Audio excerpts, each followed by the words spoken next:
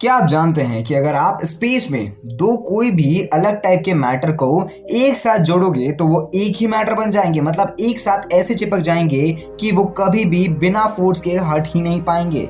क्या आप जानते हैं कि हम इस दुनिया में काफ़ी सारी चीज़ों के बारे में बहुत ज़्यादा जानते हैं, लेकिन हमारे ही अर्थ की ऐसी कोई चीज़ है जिसके बारे में हम बहुत ही कम जानते हैं। क्या आप जानते हैं कि यूरेनस एक्चुअल में ब्लू कलर का क्यों दिखता है?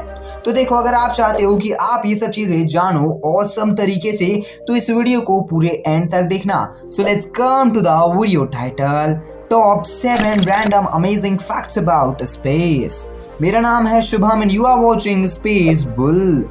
फैक्ट नंबर 1, देखो जो इलॉन मस्क है, आप लोग जानते होंगे कि उनका सपना है कि जितनी भी हमारी अर्थ पे जनसंख्या है वो जो बढ़ रही है उस हिसाब से हमें मल्टीप्लैनेटरी बनना होगा, तो मार्स पे शिफ्ट होना होगा। तो वो ये चाह रहे हैं कि वो मार्स को कुछ ऐसी गैसेस से भर दे कि वहां पर एक आइस एज आ जाए, जिसकी वजह से वो भी कुछ धरती की ही तरह फॉर्म होने लगे। ये फैक्ट कमाल का है और अगर ये हो गया तो वाकई में मार्स एक रहने लायक जगह बन सकती है। फैक्ट नंबर 2, देखो हम आज की डेट में जितना मार्स, मून ये सब चीज़ों के बारे में जानते हैं, जितना हम स्पेस के बारे में जानते हैं ना, उतना ही हमारी अर्थ में भी एक ऐसी चीज़ है जिसके बारे में हम नहीं जानते हैं, और वो है ओशियंस। हम ओशियंस के बारे में बहुत ही कम जानते हैं, बल्कि हम मार्स या फिर मून या फिर जो अलग अलग प्लैनेट्स है वो सब के बारे में ज़्यादा जानते हैं। बल्कि कंपेयर करो कि ओशियन हमारे पास में ही है, लेकिन फिर भी हम उसे एक्सप्लोर नहीं करते हैं, पता नहीं क्यों है। फैक्ट नंबर 3, देखो जो यूरेनस है वो एक्चुअल में ब्लू कलर का दिखता है या फिर ब्लू कलर का ग्लो होता है, लेकिन क्यों होता है आप लोगों ने कभी सोचा है? क्या पता लगता होगा कि वहाँ की जो मिट्टी होगी वो ब्लू होगी, बट ऐसा नहीं है। असल बात तो ये है कि वहाँ पर जितनी भी गैसेस है वो सारी की सारी गैसेस का कलर ही एक्चुअल में ब्लू है, इसी का वो ब्लू ग्लो करता है। फैक्ट नंबर 4, देखो जो मरकुरी है और जो वीनस है ना, वही इस पूरे सोलर सिस्टम में मात्र ऐसे दो इकलौते प्लैनेट्स बचे हैं जिनके पास कोई भी मून नहीं है, वरना इस दुनिया में जितने भी प्लैनेट्स है वो सब के पास मून है ही है। फैक्ट नंबर 5, देखो अगर मैं आपसे ये पूछूं कि एक दिन जो हमारा अर्थ का एक दिन रहेगा वो कितना रहेगा, तो आप लोग कहेंगे 24 आवर्स का। लेकिन वही अगर मैं आपसे पूछूं कि वीनस का एक दिन कितने का होगा, तो आपको क्या लगेगा? नॉर्मली इससे ज़्यादा हो सकता है या फिर इससे कम हो सकता है, लेकिन सच तो ये है कि नॉर्मल वीनस का एक दिन ही सिर्फ और सिर्फ 1 साल के बराबर होता है।